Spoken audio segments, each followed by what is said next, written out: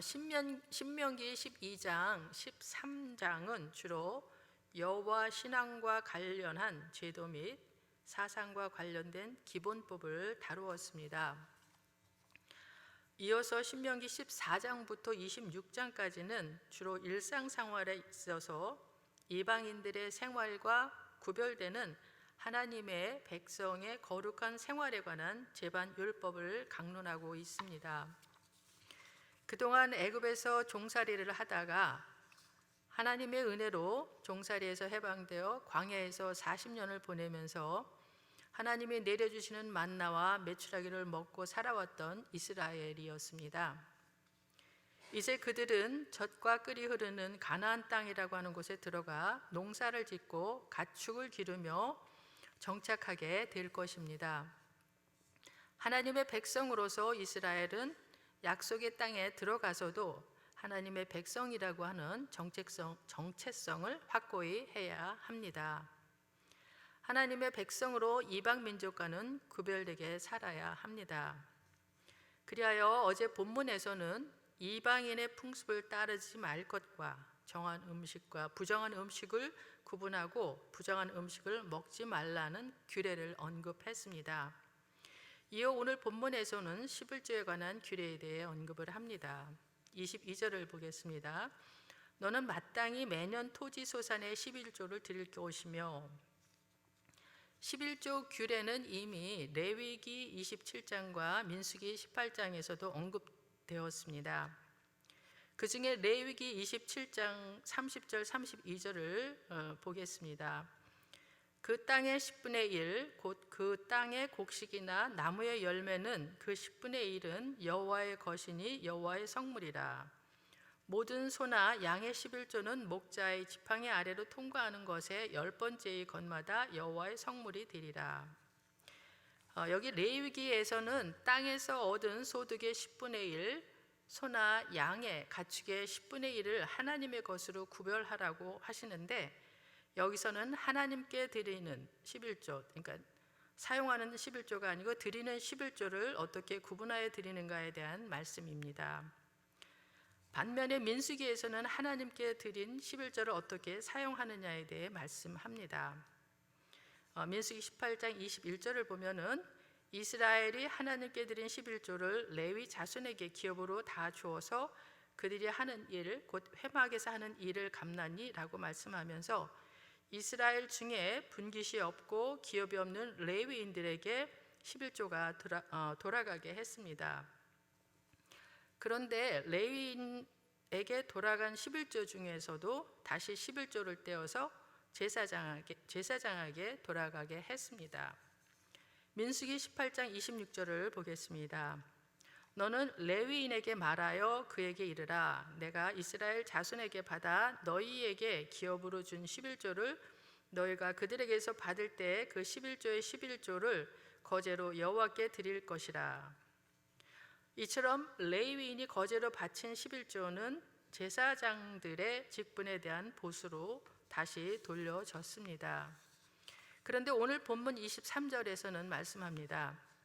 내 하나님 여호와 앞 곧 여호와께서 그의 이름을 두시려고 택하신 곳에서 내 곡식과 포도주와 기름의 11조를 먹으며 또 내 소와 양의 처음 난 것을 먹고 내 하나님 여호와 경외하기를 항상 배울 것이니라고 말씀합니다. 레위기와 민수기에서는 11조를 레위인들과 제사장들에게 돌아가게 했는데, 오늘 본문에서는 성소에서 11조를 드리는 백성들이 먹는다고 합니다. 그래서 어떤 학자들은 레위인과 제사장들에게 돌아가는 11조를 떼고 난 10분의 9에서 또 11조를 떼어 감사 축제의 경비로 충당하였다고 해서 제2의 11조라고 하기도 하고 축제의 11조라고 말하기도 합니다. 또 어떤 학자들은 레위인들에게 돌아가는 11조를 성소로 가지고 가서 레위인들과 함께 먹었다고 하기도 하는데, 성경에서는 그 세부적인 제도는 언급하지 않고 있기 때문에 여러 가지로 해석되고 있는 것을 보게 됩니다. 이스라엘이 광야에 거할 때에는 하나님의 언약궤가 놓여진 성막이 이스라엘 진영 한가운데 있었습니다. 그러다가 이스라엘이 이동할 때는 성막을 다시 걷어서 레위인들이 메고 갔습니다. 그러나 이스라엘이 가나안에 들어가게 되면 여호와께서 그의 이름을 두시려고 택하신 곳에 성막을 둘 것입니다. 아직은 가나안에 들어가기 전이기 때문에 어디에 성소를 정할지 모릅니다. 이제 이스라엘이 가나안에 들어가면 성막을 둘 장소, 즉 성소가 정해지게 될 것입니다. 그리고 이스라엘 백성들도 거처를 정하고 농사를 짓고 가축도 키울 것입니다.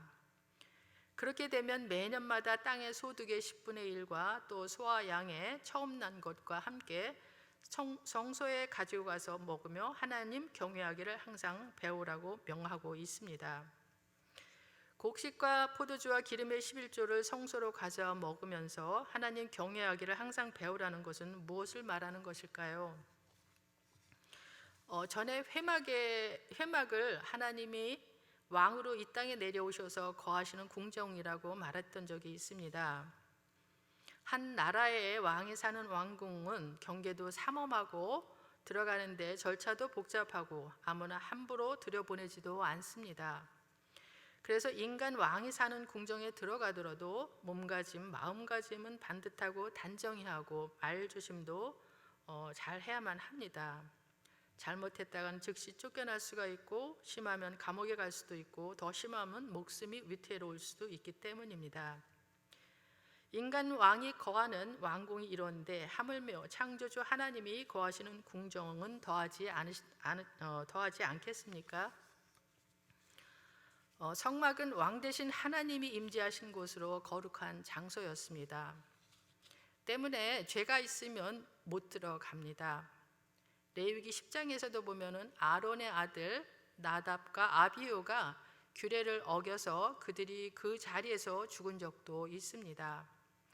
이처럼 하나님이 거하시는 곳은 죄가 있으면 들어갈 수가 없는 곳입니다.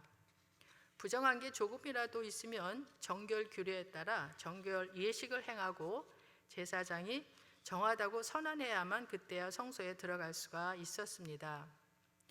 그렇기 때문에 11조를 가지고 성소에 갈 때마다 여호와에 대한 두려움도 생기기 때문에 항상 여호와 경외함을 배우라고 하는 것이라고 생각이 됩니다. 우리는 어떻습니까? 요즘에는 예외적인 상황이라서 각 가정에서 예배드리고 있지만 하나님을 믿는다고 하면서 교회에 가서 예배드리지 않는다고 하면 믿지 않는 사람들과 구별되는 게 있을까요? 물론 교회에 와서 예배를 드리면서도 세상 사람들과 똑같이 사는 사람들도 있습니다. 하지만 교회에 와서 하나님의 말씀을 들으면서 찔리는 것도 있고 은혜 받는 것도 있어서 하나님에 대해 한 번이라도 더 생각해 보게 되고 하나님께 대한 두려움도 생기게 되지 않을까요? 이스라엘 백성들도 자신이 가져온 11조를 성소에서 즐겁게 먹기도 하고 여호와께 감사하기도 하지만 성소에는 왕 대신 여호와 하나님께서 계시다고 하는 생각에 여호와에 대한 경외심이 그 어느 때보다도 더할 것이고 그로 인해 하나님의 거룩한 백성됨의 정체성이 더 확고해진다고 생각이 됩니다. 그런데 그 하나님께서 이번에는 성소에서 너무 멀고 행로가 어려워서 하나님이 풍부하게 주신 것을 가지고 갈 수 없는 백성에게 하나님께서 예외적으로 공유를 베푸십니다. 24절부터 26절까지 보겠습니다. 그러나 내 하나님 여호와께서 자기의 이름을 두시려고 택하신 곳이 내게서 너무 멀고 행로가 어려워서 내 하나님 여호와께서 그 풍부히 주신 것을 가지고 갈 수 없거든 그것을 돈으로 바꾸어 그 돈을 싸가지고 내 하나님 여호와께서 택하신 곳으로 가서 내 마음에 원하는 모든 것을 그 돈으로 사되 소나 양이나 포도주나 독주 등 내 마음에 원하는 모든 것을 구하고 거기 내 하나님 여호와 앞에서 너와 내 권속이 함께 먹고 즐거워할 것이며 거리가 너무 멀고 힘들 경우에는 11조로 가져갈 수확물과 가축을 돈으로 바꾸어 그 돈으로 필요한 예물을 사서 여호와 앞에서 권속이 함께 먹고 즐거워하라고 하시는 이 규례는 인간의 편리를 위한 특별한 규례로서 하나님의 섬세한 사랑과 배려를 잘 나타내 줍니다. 그러나 이같이 편리한 제도가 사람들에 의해 악용됨으로써 장사꾼들은 폭리를 취하고 가난한 사람들은 비둘기 한 마리도 구입할 수 없을 정도의 부패가 심하게 된 적도 있습니다. 예수님 당시에 특히 심하여 예수님이 성전에 들어가 성전 안에서 매매하는 자들을 내어쫓고 돈 바꾸는 자들의 상과 비둘기 파는 자들의 의자를 둘러 엎으시면서 성전을 정화하셨던 것을 우리는 알고 있습니다. 한편 하나님은 생계를 위한 분깃이나 기업이 없는 레위인들을 저버리지 말라고 하십니다. 27절 봅니다. 내 성읍에 거주하는 레위인은 너희 중에 분깃이나 기업이 없는 자이니 또한 저버리지 말지니라. 여기서 여호와께 수종드는 레위인들에 대한 관심은 단순히 종교적인 의무의 차원에서가 아니라 여호와 경외하기를 항상 배운다는 차원에서 더욱 강조될 필요가 있었습니다. 레위인들도 초청하여 잔치를 즐기며 생활의 풍요를 누리게 되는 때는 역사적으로 볼 때 이스라엘 백성들의 소득의 11조를 잘 내어놓고 종교적으로도 성실할 때였습니다. 또한 하나님은 하나님의 백성들이 하나님께 드린 11조를 통하여 레위인들뿐만 아니라 그들이 거하는 성에 거류하는 객과 고아와 과부들의 생계를 돕도록 하십니다. 28절 29절입니다. 매 3년 끝에 그 해의 소산의 10분의 1을 다 내어 네 성읍에 저축하여 너희 중에 분깃이나 기업이 없는 레위인과 네 성중에 거류하는 객과 및 고아와 과부들이 와서 먹고 배부르게 하라. 그리하면 내 하나님 여호와께서 내 손으로 하는 범사에 내게 복을 주시리라.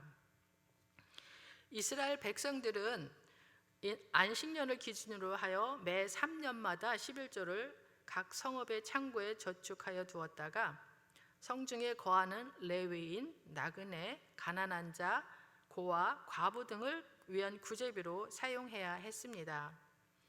이는 가나안에 정착하여 생활을 할 경우에 사회적으로 가난한 계급이 생겨날 경우를 대비한 것으로 하나님의 자상하심과 궁휼하심이 잘 나타나 있습니다. 그리고 이러한 구제 사업은 레위인들을 주축으로 시행되었습니다. 그렇게 가난한 자들을 잘 돌볼 때 하나님이 범사에 복을 주신다고 하십니다. 여기서 중요한 것은 11조의 근본적인 목적을 충분히 인식하고 하나님의 심정을 가지고 또 가난한 자들에 대해 관심을 가지며 진심에서 우러나오는 11조를 바치고 사용될 때 여호와께서 범사에 축복하신다는 것입니다. 다시 말하면 11조를 바치는 사람이나 사용하는 사람이 여호와 경외하기를 항상 배우는 자세를 가지는 것이 중요하다는 것입니다. 그리할 때 하나님은 복을 더하실 것입니다. 11조를 바치는 것은 창조주 하나님이 만물의 주인이시며 피조물은 그 은혜로 살아감을 고백하며 이를 감사하는 최소한의 신앙적인 표시입니다. 따라서 성도는 11조를 비롯한 헌금을 드리되 인색함으로 드려서는 안 되며 자신이 모든 재산의 주인이신 하나님의 청지기임을 고백하는 심정으로 자발적으로 드려야 할 것입니다. 기도하겠습니다.